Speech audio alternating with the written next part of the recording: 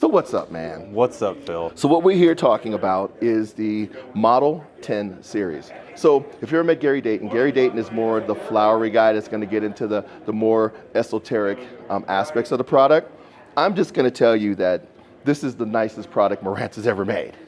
And the reason for this is Marantz was given the opportunity, the engineers were finally given the opportunity after probably 30, 40 years to go out and build a flagship piece. I mean, truly a flagship piece where the number crunchers aren't saying you can't do this because it's not going to help you sell one more unit.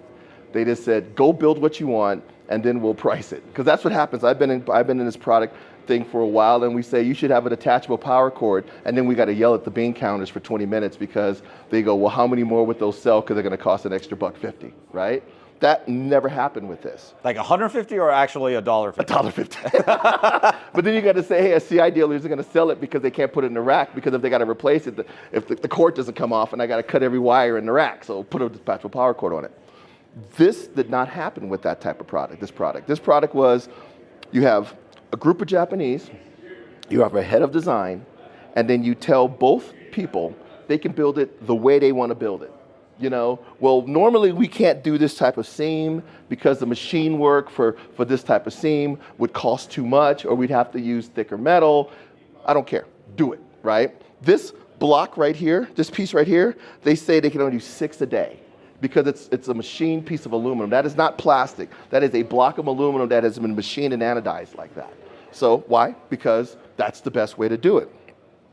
All the copper plating, every board is in here is copper plating. If you look at the fact that I wish I could cover this so you could see the lighting, how it glows, every little thing, the designers got to pick everything because they said this is the ultimate expression of the modern Marantz. And for the first time, the designers were given carte blanche to do it the way they wanted to do it.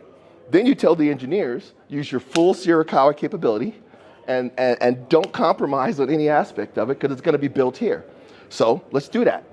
So for example, Marantz is very good at Class D amplification. If you look at a PM10, if you look at the AMP10s, they're freaking amazing, right? Well, what they said, well, can we make a better one? And they said, well, who makes the best right now, the best kind of topography right now, and that's Purify.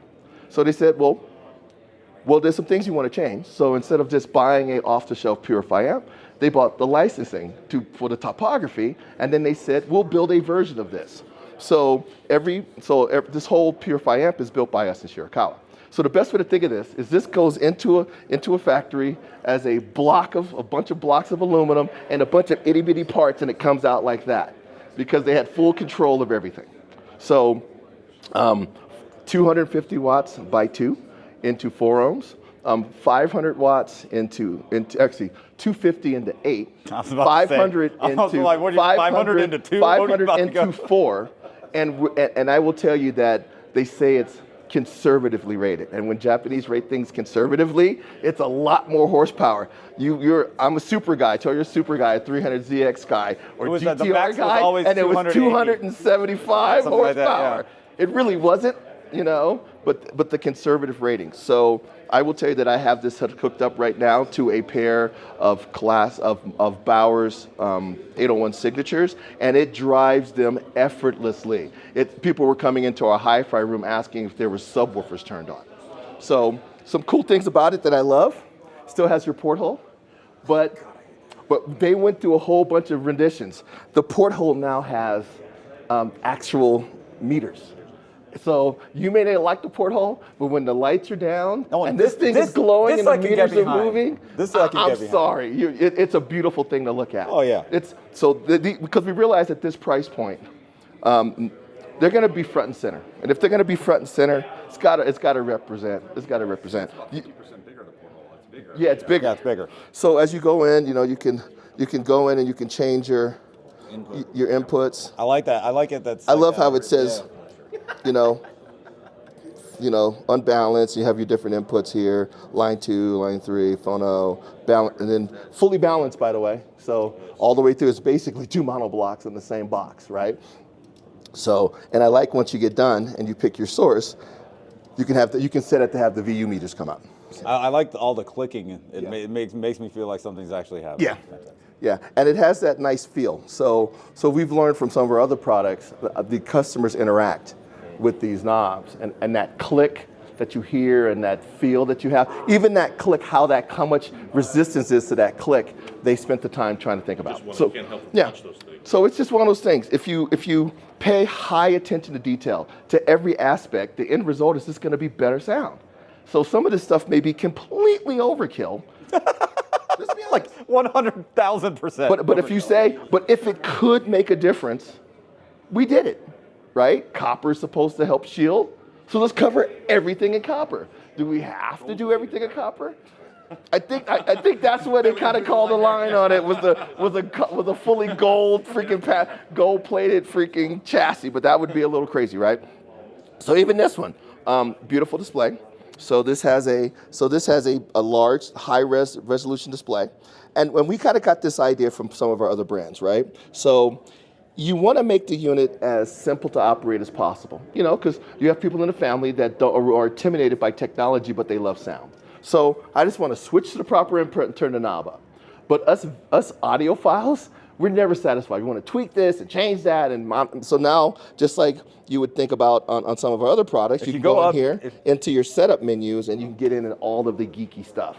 The impedance of your phono cartridge and the impedance of your headphones and all of the stuff that us geeks like to play with, it's in there. It just doesn't, you don't need to play with it unless you're a geek that wants to play with it, It's both moving magnet and moving coil, right? Yes, and multiple levels. If you go into the phono stage real quick.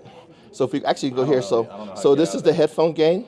So I have 3 different levels of headphone gain because we make some really nice handmade headphones in Japan. And some in the gains you want to make sure that it's right? So if I come back out of here, if I go into this way, I'm still learning how to drive. If I go into the phono stage, you have your moving magnet, moving coil, but you have 3 different levels of impedance to help it based on the cartridge you're using. So this is actually one of the best phono stages we've ever. If you want an awesome phono preamp, this is a. I was about to say, wait, this isn't the amp though. This is the amp. Yeah, right? They both have it. They both have it. Oh, yeah. Okay. So the way that we looked at this, because a couple people asked me, it's like, well, why didn't you just put streaming services in this, right? Well, we're talking about a no compromise thing.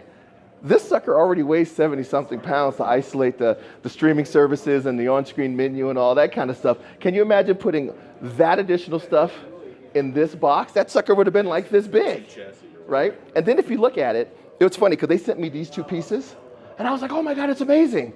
But I was like, where's my disc? Right? So I'm like, I got hundreds of discs, but for the last, 8 years, I've been using hard drive material, asynchronous off of my laptop or Hios. To be honest with you, we play most of our demos, including our Nautilus demos in the office, off of Hios. So I was like going back, and yes, we do Chana, but we're going to have a conversation about that. But so I had to go out and find my disc. But then this also has an asynchronous USB on the back, and I think they said it was 384, 32. Yeah, 32, 384, 32 files it'll support, which is absolutely insane. So eventually I was using my laptop, right? So for me, this is a great piece, but I hardly ever play discs. I'm a streaming service person. I'm going to pull content off of my drives and things like that. So to me, this is more of my application, right? Now, the next thing is this is also a preamp. So actually, yeah, that's why you have unplug it. Make sure I don't lose. Unplug it? No. I'm gonna give myself a hernia. All right. Because we love looking at the booty. The booty. So this is actually one of our a ultra high quality preamp, because we realized that if you already have a good set of amplifiers, but you want to get into that streaming world, you could actually use it. This is a spectacular preamp. So you got your headphone amplifier, you got your phono, an awesome phono preamp, and now it's your preamp if you want to upgrade your amplifier system. So the next thing is you go, well, you got a preamp. Well, what about the amplifiers?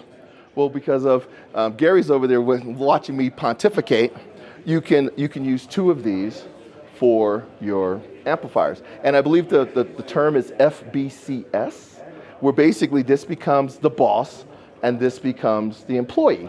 And you can connect up to 4 of these to this, and it will control it. So when you turn it up, so if you wanted to pick, so what we were gonna do here was run this and 4 of these to drive the Nautilus, because you need 8 channels of amplification.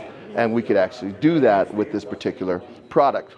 If you don't, oh, by the way, if you just want, if you're comfortable with this preamp, you could buy 2 of these, and you can make one the boss and one the employee.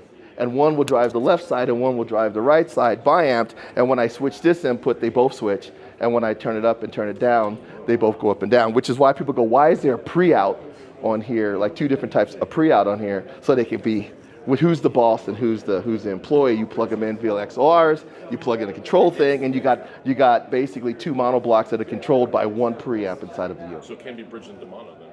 Not bridge into mono, mostly bi-amp. Oh, bi-amp. Okay, so okay, gotcha. Okay, so beautiful, beautiful piece. So I am really, really proud of these pieces. I've been watching these pieces be designed for the last 5 years, and seeing this type of product come out really shows that we take stuff seriously. 5 years? I thought we were friends, Phil. You can't tell me like, hey, we got some cool stuff coming out. Oh man, you've been coming through the office and you've been walking by design samples of this, and I'm like, don't look in that one. So yeah. All right. So what are the Pricing. What are the models, numbers, pricing, availability? Okay. So SACD 10, right? I'm not sure about the availability, but I think it's been announced, so it should be coming pretty soon because it's sitting here. This is 12K, right? Model 10, the preamp, been announced, available soon, 15K. And then this is called the Link 10. And the Link 10 is 12K. This is actually the very first 2 samples. This showed up in the office, and I had to overnight 2 of these on a crate, because you're not picking these guys up to make it to the show. Okay. Right? So fantastic. Very cool products, and it just shows our commitment to audio quality. We haven't forgot where we came from. That's right, ladies and gentlemen. So thank you, Phil, for the walkthrough. It looks good to me. As long as we can cut out that HEOS thing, we're all good. See you in the next one. Peace.